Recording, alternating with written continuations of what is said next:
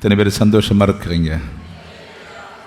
நாம் கிறிஸ்துவுக்குள்ளே எப்போதும் சந்தோஷமாக இருக்க வேண்டும் என்று கர்த்தர் விரும்புகிறார். ஹல்லேலூயா. சிலருடைய கேள்வி, பரிசுத்த ஆவியானவர் வந்தால், நமக்குள்ளே வந்தால் என்ன நடக்கும்?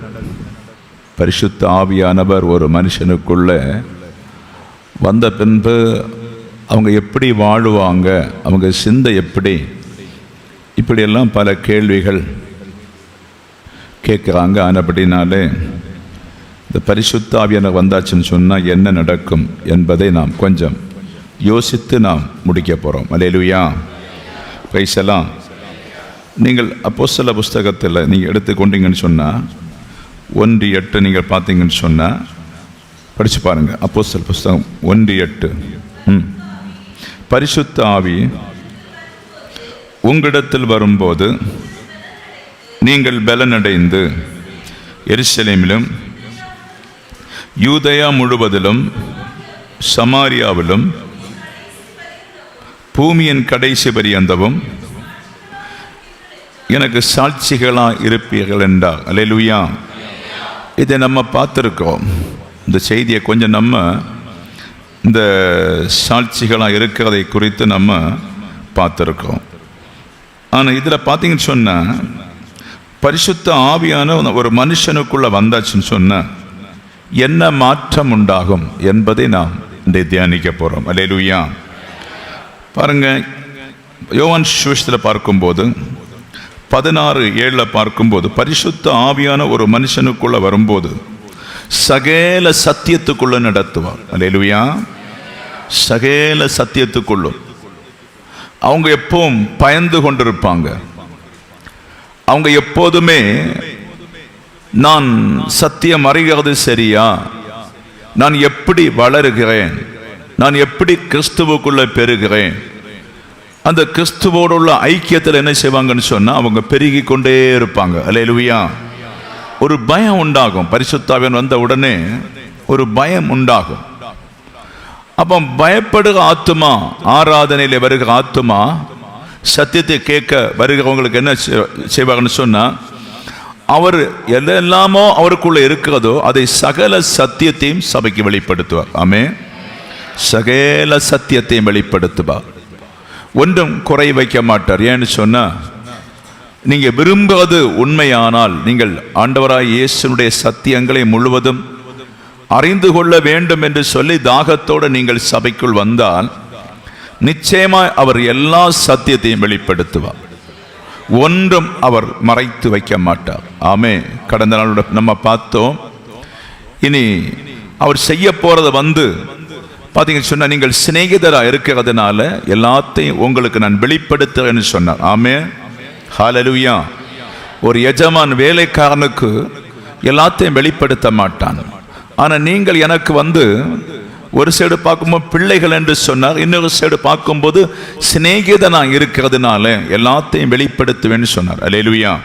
அப்போ நீங்களும் அவரை சிநேகிக்க வேண்டும். அவரை அன்பு வைத்திருந்தா உங்களுக்கும் ஆண்டவர் கொஞ்சம் கொஞ்சமாய் வெளிப்படுத்துவதை பார்க்க முடியும். அதை வெளிப்படுத்துவது நீங்கள் பெற்றுக்கொள்ளாவிட்டால் கஷ்டம். ஆமே. என்னைக்கு நம்ம சுவிசேஷம் பேசிக்கொள்ள முடியாது, எத்தனை காலம் அந்த சுவிசேஷம் போகும் என்று சொல்லி நமக்கு தெரியாது. ஆனபடி நீங்கள் அவருடைய சிநேகிதனாக இருந்து கற்றுக்கொள்ள வேண்டும் என்று பரிசுத்த ஆவியானவர் சபைக்கு சொல்லுகிறார். அப்ப பரிசுத்த ஆவியானவர் வரும்போது என்ன செய்யும், என்ன மாற்றம் நமக்குள்ளே உண்டாகும் என்று சொல்லி நாம் சில காரியங்களை நம்ம கேட்போம். அல்லேலூயா. கவனத்தை சிதறடிக்க விடாதீங்க. கவனமாக கேளுங்க. இன்றைக்கு நம்ம சாயங்கால வேளையில் கொஞ்சம் பேர் இருந்து நம்முடைய ஒரு பைபிள் ஸ்டடியை போல நம்ம நிருபங்களை நம்ம பார்த்தோன்னு சொன்னால் சில காரியங்கள் நமக்கு புரிந்து கொள்ள முடியும்.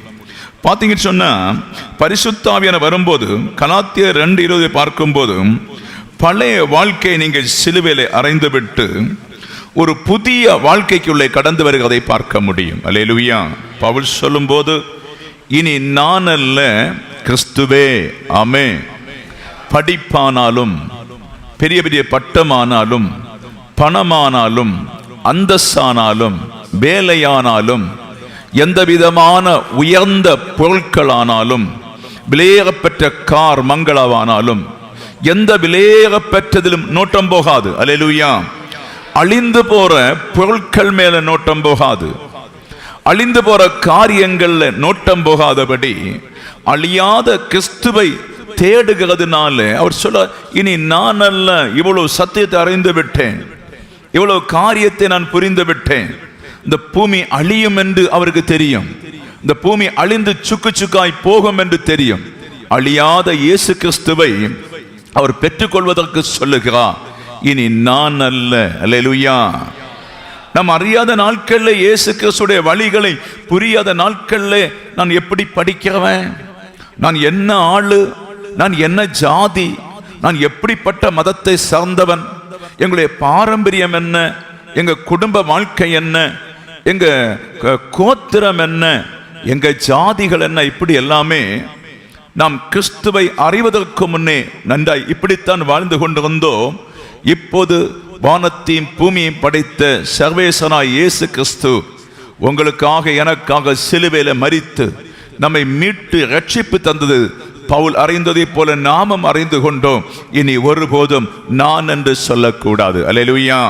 இனி நான் அல்ல என்று சொல்லி உங்களை விட்டு கொடுத்தால் கர்த்தர் நிச்சயம் உங்களை பரிசுத்தப்படுத்துவார் என்பதை சந்தேகமில்லை என்று அறிந்து கொள்ள வேண்டும் என்று சபைக்கு கர்த்தராகிய ஆண்டவர் சொல்லுகிறார். அல்லேலூயா. பிலிப்பியர் புஸ்தகத்திலே 2:7 பார்க்கும்போது, இனி நான் கிறிஸ்துவுக்கு அடிமை என்று சொல்லுவார்கள். அல்லேலூயா. இனி நான் கிறிஸ்துவுக்கு அடிமையா இருப்பேன். அவர் சொல்லும் போல நான் கேட்பேன். அவர் என்ன பிரியப்படுகிறாரோ அதை நான் செய்வேன். நான் எந்த வேலையானாலும் கிறிஸ்துவுக்காக செய்வேன்னு சொல்லி நீங்கள் ஒரு அடிமையா இருக்க வேண்டும் என்று கர்த்தர் விரும்புகிறார். அல்லேலூயா. ஒரு அடிமையா இயேசு வந்தா, அதை போல முன்னாட்களில் பாவத்துக்கு நம்ம அடிமையா இருந்தோம், சாபத்துக்கு அடிமையா இருந்தோம். இப்ப இந்த பாப சாபங்களை எல்லாத்தையும் நம்ம விட்டு கிறிஸ்துவுக்கு அடிமையாகிறதுனால பெரிய மாற்றம் நம்முடைய வாழ்க்கையில உண்டாகும், பெரிய சந்தோஷம் உண்டாகும். அல்லேலூயா. ஆனபடி இனி சொல்ல வேண்டும், இனி நான் அல்ல. அல்லேலூயா. பிரைஸ்லாம். இனி எல்லாம் கிறிஸ்துவே என்று சொல்லி நீங்கள் வாழ வேண்டும் என்று பரிசுத்த ஆவியானவர் சபைக்கு சொல்ல. இதெல்லாம் கிறிஸ்து உங்க உள்ளத்துல வந்த பின்புள்ள மாற்றம், கிறிஸ்து உள்ளத்துல தங்கின பின்புள்ள மாற்றம். பரிசுத்த ஆவியானவர் உங்களுடைய கூடாரத்துக்குள்ளே வந்த பின்பு இந்த மாற்றங்கள் உங்களுக்குள்ள இல்லைன்னு சொன்னா நீங்கள் தோல்வி அடைந்து விடுவீங்க. அல்லேலூயா. இந்த தோல்வி அடையக்கூடாது. இந்த மாற்றங்கள் சபைக்கு உண்டாக வேண்டும். இந்த மாற்றங்கள் இருந்தால் மாத்திரம்தான் நீங்கள் கிறிஸ்துவோடு நன்றாய் நடக்க முடியும் என்று ஆவியானவர் சபைக்கு சொல்லுகிறார். அல்லேலூயா. அடுத்து, இயேசுவை போல நன்மை செய்கிற சுபாவம் அப்போஸ்தலர் 10:30 பார்க்கும்போது, அவரை போல ஒரு நன்மை செய்கிற ஒரு சுபாவத்தை நாம் தரித்துக் கொள்வோம். இந்த பூமியில நமக்கு இனி ஒன்றும் இல்லை, இந்த பூமியில ஒரு சந்தோஷம் இல்லை, பூமியில எந்த சமாதானமும் இல்லை. நமக்கு ஏதாவது சமாதானம் பெற்றுக்கொள்ள வேண்டுமானால் கிறிஸ்து செய்கிற நற்கிரியைகளை நாமும் செய்வதற்கு நேராக உங்களை தூண்டிவிடும். அல்லேலூயா. உங்களை புஷ் பண்ணி விட்டு கொண்டே இருக்கும். உங்களை புஷ் பண்ணி கொடும்போது நீங்கள் அதற்கேற்ற கிரியைகளை, நற்கிரியைகளை ஆண்டவருக்கு என்று சொல்லும் போது அந்த பரிசுத்த ஆவியான உங்களுக்குள் இருக்க அவர் சந்தோஷப்படுவார், உங்களுக்கு இருக்க அவர் மகிழ்ச்சி படுவார். அவருடைய பிள்ளைகளா இருக்க உங்களை பார்த்து சொல்லுவா, என் ஓன் பிள்ளை என்று சொல்லி அவர் சந்தோஷப்படுவதற்குத்தான் நன்மை செய்கிறவளாய் மாற வேண்டும் என்று பரிசுத்த ஆவியானவர் சபைக்கு சொல்லுகிறார். அல்லேலூயா. பிசாசிலே அகப்பட்டவர்களை விடுதலையாக்க பார்க்க வேண்டும். சின்ன சின்ன வியாதிகளில் கட்டப்பட்டவர்களை விடுதலையாக்க வேண்டும். கால்கள் கைகள் இழந்தவர்களுக்கு உதவியா இருக்க வேண்டும். கண்களை இழந்த குருடனுக்கு உதவியா இருக்க வேண்டும். பக்கத்தில் வாழ முடியாத குடும்பத்துக்கு நீங்கள் உதவியா இருக்க வேண்டும். கிறிஸ்துவுக்குள்ளே வராத அநேகருக்குள்ளே நீங்கள் சாட்சிகளா இருந்து நீங்கள் உதவி செய்கிறதை பார்த்து குருட்டு கண்கள் எல்லாம் கண் திறந்து உங்களை பார்த்து சபைக்கு வருவதற்கும் மாத்திரமல்ல அந்த ஆண்டவரை இரட்சகரை ஏற்றுக்கொள்வதற்கும் நீங்கள் சாட்சியாய் மாற வேண்டும் என்று பரிசுத்த ஆவியானவர் சபைக்கு சொல்லுகிறார். அல்லேலூயா. இதெல்லாம் தான் பரிசுத்த ஆவியானவர் வரும்போது மாற்றம், பரிசுத்தாய் வரும்போது சேஞ்சஸ் ஆகிறது.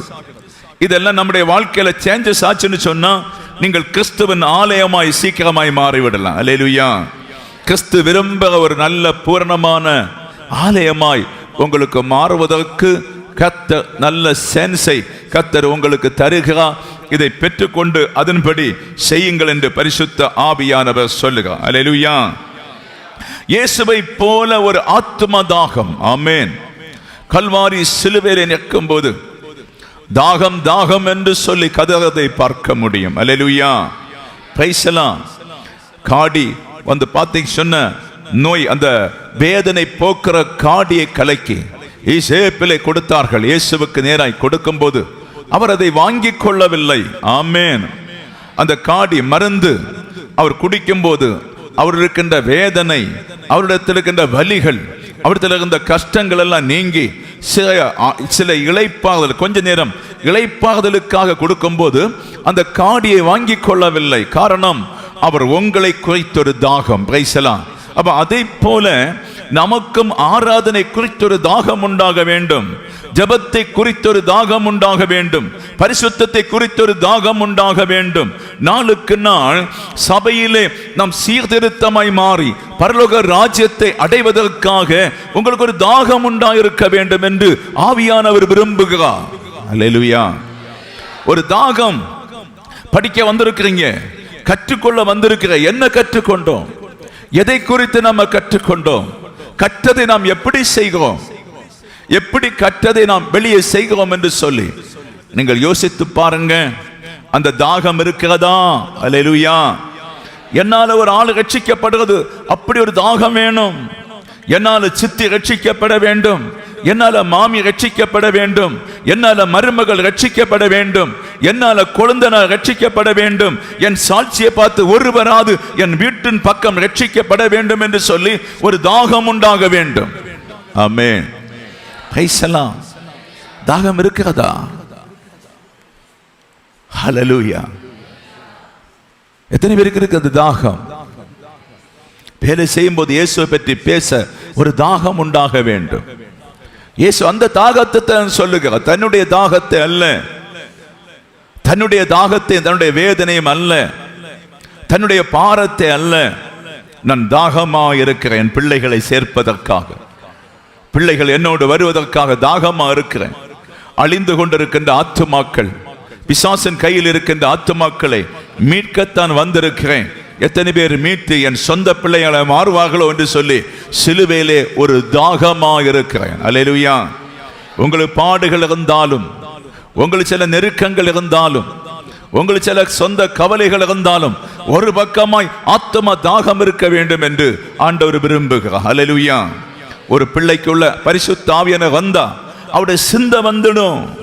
பரிசுத்த ஆவியானவர் ஒரு பிள்ளைக்குள்ள வந்தா தாகம் வந்துடும். பரிசுத்த ஆவியானவர் ஒரு பிள்ளைக்குள்ள வந்தா அந்த நேரம் தன்னுடைய வேலையை செய்திடுவாங்க. அந்த நேரம் அவருக்காக ஊழியம் செய்து தினமும் அவரை திருப்திப்படுத்துவாங்க. ஆமென். அவரை திருப்திப்படுத்துவாங்க, அவரை சந்தோஷப்படுத்துவாங்க. ஊழியக்காரன் கேட்பான் அவரை பார்த்து, நான் உம்மை சந்தோஷப்படுத்துகிறேன் ஆண்டவரே, இல்ல நான் உம்மை துக்கப்படுத்துகிறேனா? அல்லேலூயா. சந்தோஷப்படுத்த வேண்டும். எத்தனை பேர் படுத்துறீங்க? அல்லேலூயா. Praise the Lord. எத்தனை பேர் அவரை சந்தோஷப்படுத்துறீங்க? எத்தனை பேர் ஆண்டவரை பற்றி சொல்றீங்க? இது எல்லாம் தான் ஆண்டவரை காத்த தாகமாய் ஆத்துமா தாகத்திலே நிக்கிறதை பார்க்க முடியும். அல்லேலூயா.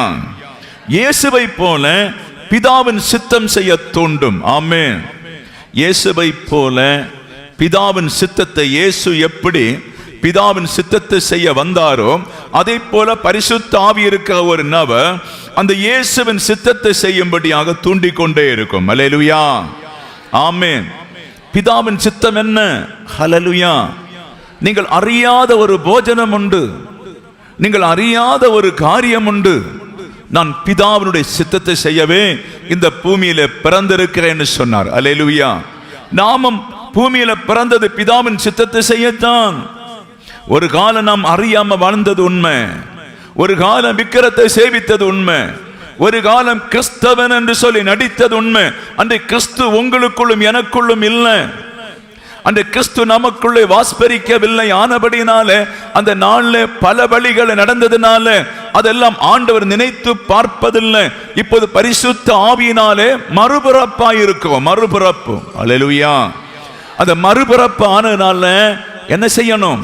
பிதாவினுடைய ஹல்லேலூயா பிதாவின் சித்தத்தை செய்வதற்காக நீங்கள் பாடுபட வேண்டும் என்று பரிசுத்த ஆவியானவர் சொல்லுகிறார். ஹல்லேலூயா.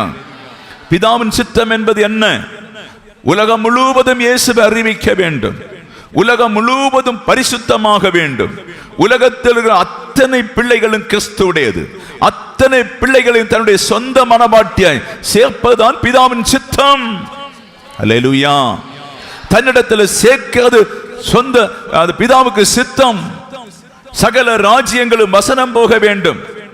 சகல நாடுகளுக்கும் வசனம் போக வேண்டும்.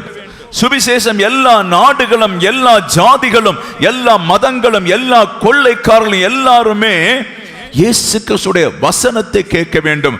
அதுதான் பிதாவுடைய சித்தம். அந்த போஜனத்தை நான் ஜனங்களுக்கு கொடுக்க வந்தேன். அல்லேலூயா. பைசலாம். இதை நீங்கள் செய்வீங்க, இதை நீங்கள் செய்ய வேண்டும் என்று பரிசுத்த ஆவியானவர் சொல்லுகிறார். அல்லேலூயா. இயேசுவை போல ஒரு ஆத்துமா பாரம் வேணும். பைசலாம். இயேசுவை போல பரிசுத்த ஆவி ஒரு பிள்ளைக்குள்ள வந்தாச்சுன்னு சொன்னா இயேசுவை போல ஒரு பாரம் உண்டாகும். அவன் ஒரு மனைவிக்கு அடிக்ட் ஆக மாட்டான். பைசலாம். ஹல்லேலூயா. அவன் ஒரு மனைவிக்கு அடிக்ட் ஆக மாட்டான். அவள் ஒரு புருஷனுக்கு அடிக்ட் ஆக முடியாது. ஒரு பிள்ளைக்கு அடிக்ட் ஆக முடியாது. உலகத்துக்கு அடிக்ட் ஆக முடியாது. வேலைக்கு அடிக்ட் ஆக முடியாது. ஒன்றுக்குமே அடிக்ட் ஆக முடியாது. அதை எல்லாம் அற்பம் குப்பை என்று சொல்லி தூக்கி எறிந்து விட்டு பிதாவை போல ஒரு ஆத்ம பாரம் உங்களுக்கு உண்டாக வேண்டும். அல்லேலூயா. இருக்கிறதா? அந்த ஆத்ம பாரம் இருக்கிறதா? ஜெபிப்பதற்கு அந்த பாரம் தூண்டுகிறதா? அழுகிறதற்கு அந்த பாரம் தூண்டுகிறதா? ஒரு தொலைந்து போன வெள்ளி காசை தேடுவதற்கு ஆத்ம பாரம் தூண்டுகிறதா? என்ன சபையில் அவ வந்தா என்ன, வராட்டி என்ன, அவன் வந்தா என்ன, செத்தா என்ன என்று சொல்லி நமக்கு தோன்றுகிறதா? அல்லேலூயா. அப்ப ஆத்ம பாரம் இல்லை.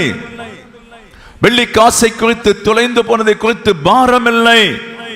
அவர்களை நீங்கள் விசாரித்து, அவர்களை தேடி, இந்த காரியங்களை எல்லாம் செய்து ஆண்டவராய் இரட்சகராய் இயேசு கிறிஸ்துடைய பாரத்தை நீங்கள் சுமக்க வேண்டும் என்று அவர் விரும்புகிறார்.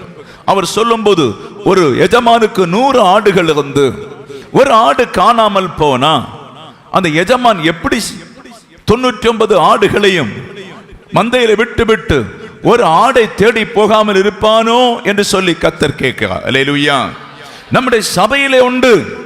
எத்தனை வார்த்தைகள் வந்தாலும் கீழ்ப்படியாத ஆடுகள், எத்தனை சொன்னாலும் அதை புரிந்து கொள்ளாத ஆடுகள், எத்தனை சுவிசேஷம் சொன்னாலும் ஆராதனை அபலட்சணமாய் சிந்திக்கிற மக்கள், உபவாச கூட்டத்தை அற்பமாய் எண்ணுகிற மக்கள், ஜபத்தை அற்பமாய் எண்ணுகிற மக்கள், வரும் நாட்களுக்கு ஏதுவாய் சத்தியத்தை சொல்லி கொடுக்கும் போது அது பாரமாய் ஏற்றுக்கொள்ளாதபடி அற்பமாய் எண்ணுகிற நம்முடைய சபையிலே உண்டு. அதான் சாபம். அல்லேலூயா. பிரைஸ் எல்லாம். நீங்கள் அப்படி இருக்கக்கூடாது. ஒரு ஆத்மா பாரம் உங்களிடத்திலே உண்டாக வேண்டும். ஏன் அந்த சகோதரி வரவில்லை? ஏன் அந்த சகோதரன் வரவில்லை? சில வேளை நோயில் இருக்கலாமோ, சில வேளையில கஷ்டத்தில் இருக்கலாமோ, சில வேளை இயேசுவை புரியாம இருக்கலாமோ என்று சொல்லி உங்களுக்குள்ள எனக்குள்ளும் ஒரு பெரிய பாரம் உண்டாக வேண்டும் என்று ஆவியானவர் சொல்லுகிறார். அல்லேலூயா. அவர் 99 ஆடுகளை விட்டுவிட்டு ஒரு ஆட்டை தேடி அதை கண்டுபிடித்து தோல்ல கொண்டு சுமந்து வருகிறது போல, பண்ணையில கொண்டு சேர்க்கிறது போல, நாமும் அப்படியுள்ள ஆடுகளை சுமந்து பண்ணையான சபையிலே சேர்க்கும் போது அந்த கிறிஸ்துவுடைய ஆத்ம தாகம் உங்கள் மேல உண்டாகும் என்று பரிசுத்த ஆவியானவர் சபைக்கு சொல்லுகிறார். அல்லேலூயா. ஆமென். இருக்கிறதா என்று பாருங்க. கொஞ்ச காலம்தான் இனி நம்ம இருக்க போறோம். சீக்கிரமா ஆண்டோடைய வருகைக்காக நம்ம ஜெபித்து கொண்டிருப்போம். இந்த உலகத்தில் என்னைக்கும் பாடுகளும் நிந்தைகளும் அனுபவித்தது போதும். சீக்கிரமாய் இரட்சகராய் இயேசு கிறிஸ்து வந்தா அந்த ராஜ்யம் நமக்கு சொந்தமாக்கும்படி நீங்களும் ஒரு ஆத்தும பாரம் வேண்டும் என்று வேண்டிக் கொள்ளுகிறேன். ஹல்லேலூயா. அடுத்து 7வது, இயேசுவை போல ஒரு பரலோக சிந்தை உங்களுக்கு உண்டா? அவர் தனித்து ஜெபம் பண்ணி தேவனோடு தொடர்பு வைத்துக் கொண்டிருந்தார். அதிகாலையிலே தேவனோடு தொடர்பு வைத்துக் கொண்டிருந்தால், 40 நாள் உபவாசித்து தேவனோடு தொடர்பு வைத்துக் கொண்டிருந்தான். இரவு எல்லாம் ஜெபித்து தேவனோடு தொடர் வைத்துக் கொண்டே இருந்தார். அல்லேலூயா. அந்த தாகம் நமக்குள்ள வேணும். அவரை விட்டுவிடக் கூடாது. ஒரு சண்டையோ ஒரு சனிக்கிழமையோ ஒரு வியாழக்கிழமை அதெல்லாம் உங்களுக்கு ஒரு மாதிரியை நாங்கள் சொல்லி கொடுக்கலாமே தவிர உங்க ஆண்டவர் அவர் தான். நாங்க ஒண்ணுமே கிடையாது. உங்களை போல ஒரு வேலைக்காரன், அவ்வளவுதான். ஹல்லேலூயா. அத சபை நல்லா புரிஞ்சா போதும். உங்களை போல ஒரு வேலை செய்கிற நபர், அது நன்றாய் சபை புரிந்தாதான் சபை சரியான பாதையில போகும். ஹல்லேலூயா. பிரைஸ் எல்லாம். ஆனபடி இயேசுவை போல பரலோக சிந்தை இருக்கணும். ஜெபிக்கும் போது தாகத்தோடு ஜெபிக்கணும், பாரத்தோடு ஜெபிக்கணும், அழுது ஜெபித்து அந்த சிந்தையை கொண்டு வர வேண்டும். ஆண்டவரே, நான் உம்முடைய பாதத்தில் இருக்கிறது போல தோன்றுகிறது. அல்லேலூயா. நான் உம்முடைய மார்புல சாய்ந்து இருக்கிறது போல தோன்றுகிறது. நான் 1000 கோடி கோடி தூதர்களுக்கு முன்னே நான் நிற்கிறது போல தோன்றுகிறது. ஆண்டவரே, அநேகம் 24-30 இடையிலே நான் நிற்கிறது போல தோன்றுகிறதப்பா. ஹல்லேலூயா. கேருபின் மத்தியிலே நான் நிற்கிறதை போல தோன்றுகிறது. நான் உம்முடைய குத்து வழக்கு அல்லவோ, நான் உம்முடைய சபை அல்லவோ, எனக்கு ஆவியை தந்திருக்கிறீரேன்னு சொல்லி ஒரு தாகமாய் தேட வேண்டும். தேடுறீங்களா? ஹல்லேலூயா. தொலைந்து போன உங்க பிள்ளையை தேடுகிறது போல, தொலைந்து போன ஹஸ்பண்டை தேடுகிறது போல, தொலைந்து போன மனைவியை தேடுகிறது போல, தொலைந்து போன பணத்தையும் வெள்ளியும் தேடுகிறது போல அவரை தேடி அவரோடு இணைந்திருக்க வேண்டும் என்று சபைக்கு பரிசுத்த ஆவியானவர் சொல்லுகிறார். கரங்களை தட்டி கர்த்தருக்கு நன்றி செலுத்துவோம். ஆமென். ஹல்லேலூயா. Price the Lord. ஆமென். புரிகிறத சொல்லுறது. அப்படித்தான் தேடணும். உன்னத பாட்டுல படிச்சு பார்த்தா தெரியும். ஹல்லேலூயா. அசால்ட்டா தேடக்கூடாது. அவர் கதவை தட்டும் போது அங்க போய் பார்க்க வேண்டும். கதவை தட்டும் போது நான் வஸ்திரத்தை அழித்து போட்டேனே, இனி எப்படி வஸ்திரத்தை நான் உடுப்பேன்? செருப்பை நான் மாற்றி விட்டேனே, எப்படி நான் செருப்பணி போடுவேன்? நான் கதவெல்லாம் பூட்டி விட்டேனே, எப்படி திறந்தோம்மை பார்ப்பேன்? அல்லேலூயா. அப்படி ஒன்றும் இருக்கக்கூடாது. பின்பு நீ எத்தனை தெருக்கள்ல கூப்பிட்டாலும், எத்தனை வீதிகள்ல கூப்பிட்டாலும், எத்தனை பல பல இடத்துல நீ கூப்பிட்டு தேடினாலும், ஏற்ற காலத்திலே உன் கதவை திறக்காம அவரை கண்டடையாவிட்டால் மறு நாட்கள் சிலவரை கண்டடையாத போய்விடும். கர்த்தர் இப்படிதான் கேட்பாரு. என் பையன் உன்கிட்ட பேசவில்லையா? என் பிள்ளை உனக்கு புத்தி சொல்லி தரவில்லையா? உனக்கு ஒரு நல்ல சபையை தரவில்லையா? என்னுடைய ஆலோசனை உனக்கு நான் சொல்லவில்லையா? நீ ஏன் கேட்கல? அல்லேலூயா. சுகபோதமாய் வாழ்ந்தாயோ, நிம்மதியாய் வாழ்ந்தாயோ, சந்தோஷமாய் வாழ்ந்தாயோன்னு சொல்லி நியாய தீர்ப்புக்கு போகாதபடி நீங்கள் மிகவும் கவனமாக இருக்க வேண்டும் என்று சபைக்கு ஆவியானவர் சொல்லுகிறார். பரலோக சிந்தை. அல்லேலூயா. ஆமென். கொஞ்சம் வளர்ந்த உடனே படிக்கிற ஒரு சிந்தனை வருகிறதல்ல. 18-20 வயசான உடனே கல்யாண சிந்தை வருகிறதல்லவா? பின்பு பிள்ளை பேரு சிந்தனை வருகிறதல்லவா? பின்பு பிள்ளைகளை வளர்த்துவதற்கு சிந்தனை வருகிறதல்லவா? ஒரு வீட்டை கட்டுவதற்கு சிந்தனை வருகிறதல்லவா? வாழ்வாதாரத்துக்கு ஏதுவாய் என்னெல்லாமோ சிந்தனை நம்ம உருவாக்குறோம். இனி வரப்போற ராஜ்யம், யுக யுகமான ராஜ்யத்துக்கு என்ன சிந்தனை இருக்குங்கன்னு சொல்லி பரிசுத்த ஆவியானவர் சபையை பார்த்து கேட்கிறார். அல்லேலூயா. பரலோக சிந்தை. அடுத்து இயேசுவை போல ஒரு தாழ்மையான சுபாவமா இருக்க வேண்டும். அல்லேலூயா. Praise the lord. நிறைய வேதனைகள் வரும், நிறைய கஷ்டங்கள் வரும், நிறைய அடி உதையெல்லாம் வரும். Price the lord. நிறைய சிலுவையின் பாடுகள் வரும், நிறைய கலக்கங்கள் வரும், அநேக இடங்களில் தாண்டி போக முடியாத சஞ்சலங்களும் நெருக்கங்களும் வரும். Price the Lord. நீங்கள் கிறிஸ்துவின் தாழ்மையை தரிப்பதற்குத்தான் வானத்தையும் பூமியும் படைத்த ஆண்டவராய் இருக்கிற இரட்சகர் உங்களுக்கு முன்னோடியாய் அவர் அடித்து நொறுக்கப்பட்டார். காரி துப்பினாங்க, சாட்டையினாலே அடித்து நொறுக்கினாங்க, அவர் சிலுவை சுமக்க வைத்தாங்க. எத்தனையோ பாடுகள் பட்டு தாழ்மை நமக்கு கற்றுக் கொடுத்தார். அல்லேலூயா. அவர் அந்த தாழ்மை நமக்கு கற்றுக்கொடாவிட்டால் நான் தாழ்மையை கற்றுக்கொள்ள மாட்டோம். ஆனால் தேவ பிள்ளை நம்ம தாழ்மையை நடந்து கொள்ளுவோமா? தாழ்மையை நம்ம தரித்திருக்கிறோமா? நம்ம வீடு எப்படி இருக்கிறது? உங்க வீட்டில் எனக்கு வர தெரியாது அதிகமாய். உங்க வீடு எப்படி தாழ்மையில் இருக்கிறீங்க? பிள்ளைகள்கிட்ட சண்டை இருக்கிறதா, குடும்பத்தில் சண்டை இருக்கிறதா, அக்கம் பக்கம் சண்டை இருக்கிறதா, எல்லாத்தையும் விட்டு நீங்கள் தாழ்மையின் கோலத்தை தரித்து கொள்ள வேண்டும் என்று ஆவியானவர் சபைக்கு சொல்லுகிறார். அல்லேலூயா. அதான் பரிசுத்த ஆவியானவர் வந்த பின்பு அந்த தாழ்மை சிந்தனை வரும், அமையடக்கம் வரும், அந்த ரகசியம் வந்த பின்பு பயம் வரும். ஆண்டவரே, நான் உமக்கு பிரியமாய் வாழணும், அல்லேலூயா, உம்முடைய சித்தத்தை மாத்திரம் செய்யணும், நான் ஒரு சாட்சி கேடாய் வாழக்கூடாது, இந்த இடத்தில் ஒரு சாட்சி உள்ள ஜீவிதம் நான் ஜீவிக்க வேண்டும் என்று சொல்லி உங்களை தன்னைத்தானே தாழ்த்தி நடத்தினால் வரும் நாட்களில் தாழ்மை உள்ளவர்களுக்கு மிகுந்த கிருபை அளிக்கிற தேவன் உனக்கு தாழ்ந்த உனக்கு ஒரு கிருபை அளிப்பேன் என்று ஆவியானவர் சொல்லுகிறார். பிரைசலாம். இயேசுவை போல தாழ்மையை கற்றுக்கொள்ள வேண்டும். அப்ப இயேசுவை போல சிலுவை சுமக்க அனுபவத்தில் சபை வரணும். ஆமென். நம்ம ஆண்டவருக்குன்னு சொல்லி வாக்கு கொடுக்கிறோம், ஆண்டவருக்கு என்று சொல்லி வாக்கு கொடுத்து நாம் சிலுவை சுமக்க ஆயத்தப்படுகிறோம். 1 day 2 day ஆன உடனே நமக்கு பின்ன சிலுவை சுமக்க முடியவில்லை. அல்லேலூயா. அப்ப இயேசு கிறிஸ்து எடுத்த சிலுவையை கொல்கத்தா மலை வரை காய்த்த சுமந்தா. ஆமென். ஒரு சீமோன் அதை எடுத்தாலும் அதை எடுத்துக்கொண்டு போக முடியவில்லை, அவ்வளவு பாரமான சிலுவை. அது இயேசுவுக்கு மாத்திரம்தான் அந்த சிலுவை எடுக்க முடியும். அல்லேலூயா. அதே போல பரிசுத்த ஆவி இல்லைன்னு சொன்னா அந்த சிலுவை எடுக்க முடியாது. ஒரு பரிசுத்த ஆவி உள்ள இருக்க மனுஷனுக்கு மாத்திரம்தான் சரியாய் சிலுவை எடுக்க முடியும். அல்லேலூயா. நீங்கள் இயேசுவுக்காக சிலுவை சுமக்கும் போது, இயேசுவுக்காக ஒரு ஆத்மாவை அறுவடை செய்வதற்காக பரிசுத்த ஆவி உள்ள பிள்ளைகள் அந்த சிலுவைகளை சுமக்கும் போது உங்க வீட்டுக்கு பிறகு நிறைய பிரச்சனை வரும். ஆமென். உங்க வீட்டை போராடும் ஆவிகள் வரும். நீ சிலுவை சுமக்க கூடாதுன்னு சொல்லி எதற்கு ஆவிகள் வரும்?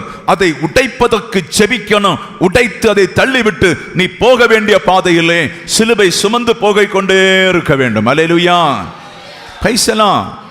1 2 அல்ல, ஆயிரக்கணக்கான காரியங்கள் வரும், பல பல பிரச்சனைகள் வரும், பல பல போராட்டம் வரும். பிரைஸ்லாம். கொஞ்சம் சிந்திச்சு பார்த்து அந்த ஊழியம் செய்யவே தோன்றாது. ஆமென். உலகத்தோடு வாழத்தான் தோணும், உலகத்தோடு ஜீவிக்கத்தான் தோன்றும். நமக்கு இது வேண்டாம் என்று சொல்லி இந்த வஸ்திரத்தை தூக்கி எறியத்தான் தோன்றும். ஆனால் ஒன்று சிந்தித்து கொள்ள வேண்டும், கொஞ்ச காலம் கூட நான் பிடித்து அந்த சிலுவையை சுமந்தால் இனி வரப்போற ஒரு ராஜ்யத்துக்குள்ள நான் போவேன், என் துக்கத்தை சந்தோஷமாய் கர்த்தர் மாற்றுவார் என்று சொல்லி விழுந்து விழுந்து சிலுவையை சுமந்தால் ஏற்ற காலத்திலே அந்த ராஜாதி ராஜாவுடைய முகத்தை சிலுவை சுமக்கிற பிள்ளையே உனக்கு பார்க்க முடியும் என்று ஆவியானவர் சொல்லுகிறார். அல்லேலூயா. அப்ப ஆவியாய் உங்களுக்கு தந்து விட்டார், பரிசுத்த ஆவியை தந்து விட்டார். நாம் சில வேளை ஒரு வேலையும் செய்யாதபடி, தேவ சித்தத்தை ஒன்றுமே அறியாதபடி நாம் அங்கே பரலோகத்துக்கு போறோம். தேவ சித்தம் ஒன்றுமே செய்யவில்லை. அங்கே போன உடனே அவர் எப்படி உங்களை சந்தோஷப்படுவா? என்னை குறித்து என்ன சந்தோஷப்படுவா? உடனே வாங்கள் கை கொடுத்து கொள்ளாம் என்று சொல்லி சிங்காசனத்திலே அமரு, ஜீவக்கிடம் பெற்றுக்கொள்ளுன்னு சொல்லுவாரோ? அல்லேலூயா. என் வேலையை உத்தமா செய்யவில்லையே பிள்ளை, என் வேலையை செய்யவில்லையே, நீ உன்னை மாத்திர நீ காத்து கொண்டாய், உன்னை மாத்திர நீ தப்பிவித்து கொண்டாய்.